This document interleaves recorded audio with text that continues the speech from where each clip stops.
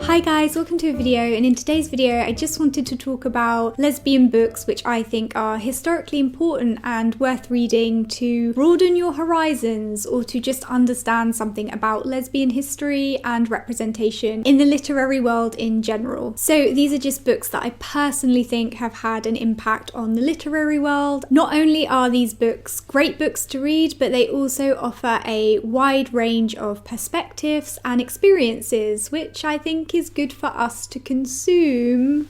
So the first book I'm going to start with is Zami, A New Spelling of My Name by Audre Lorde. I'm starting with this book because this book is really an oasis for lesbian and queer black women in a time where their voice was very much left out of the literary world, and that's why Audre Lorde is so significant in the literary world in general. This book was released in the 1980s, and this time is quite significant in terms of lesbian and queer black women having a voice and releasing literature. So it's quite interesting to look at this time period in terms of race and sexuality. And also Audre Lorde is talking about her experiences as a black lesbian in the book in 1950s America. So it's quite interesting to look back and see what's changed and what hasn't changed. The next book is The Price of Salt. Now this book is historically important because it's the first piece of lesbian fiction that offers an ending which isn't tragic. It's one of the first lesbian novels backed by a publishing house which offers something other than a tragic ending. Although there were plenty of other lesbian books around before The Price of Salt came out, the theme in all of these books was that they all had some kind of tragic ending, or there was just some dark underbelly to a lot of these books, and The Price of Salt offers a much more open ending which can be read as positive. And Patricia Highsmith, who wrote this book, initially had to publish this book under a different name, which kind of says something about the time The Price of Salt was released. The next book is The Well of Loneliness by Radcliffe Hall. Now, nobody asked, and it's irrelevant to this video, but I do not like this book. However, it is historically important. And again, this is because it was published in 1928, and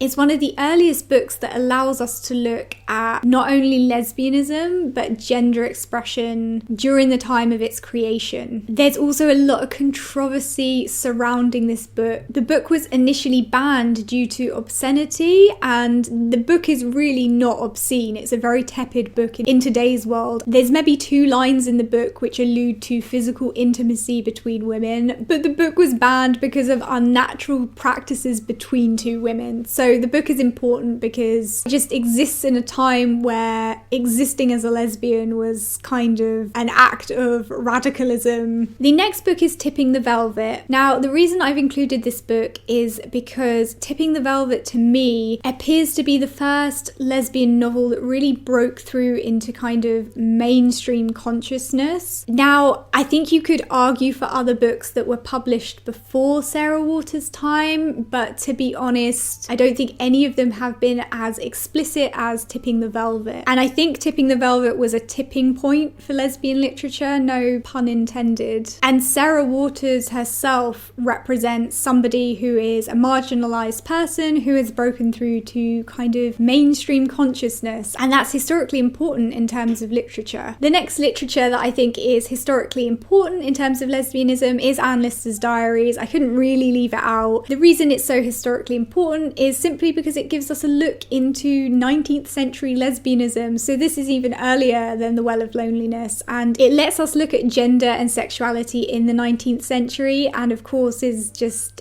there's a lot of spice in the diaries. There is. Yeah, also gave us Saran Jones in a suit, so it gets an honorary mention. It just does. The next literature is the works of Sappho, yes, the mother of lesbians herself. I have made some other videos which I think would have been released by now about kind of the etymology of the word lesbian, how it links back to ancient Greece, its possible links to Sappho. Her poetry is speculated to have shaped the meaning of the word lesbian, which had many meanings things back in ancient Greece, but her work has been attributed to bringing Sapphic elements to the word lesbianism. Also, it is literally the earliest lesbian literary works. The next book is Oranges Are Not the Only Fruit by Jeanette Winterson. This book is very significant to me because of its working class factor. If you look at a lot of the narratives surrounding lesbianism historically, a lot of these narratives have come from women who are financially privileged, and I think Oranges Are Not the Only Fruit is a fascinating book, not only in terms of sexuality, but in looking at working class narratives. The next historically important literature is the works of Wu Xiao. She is a Chinese poet from the 19th century and is of course historically significant because she gives us a historical look at lesbianism through a non-white, non-Western lens in the 19th century, which of course even in this day is still quite rare. And her work is significant in terms of her expressing her wish to get away from traditional gender roles set out for women and just her love of the ladies. Great. The next book is The Desert of the Heart, made in 1964 by Jane Rule. Now, this book is significant much in the same way that The Price of Salt was significant, in that it was one of the earlier books to offer lesbians a much more open, happier ending. And what's interesting to know about this book is Jane Rule's job as a professor was actually threatened because she published a book with lesbian content. Just goes to show you the kind of bravery you really had to have at the time to have any form of overt expression of lesbianism. The next book is We Have Always Been Here, a queer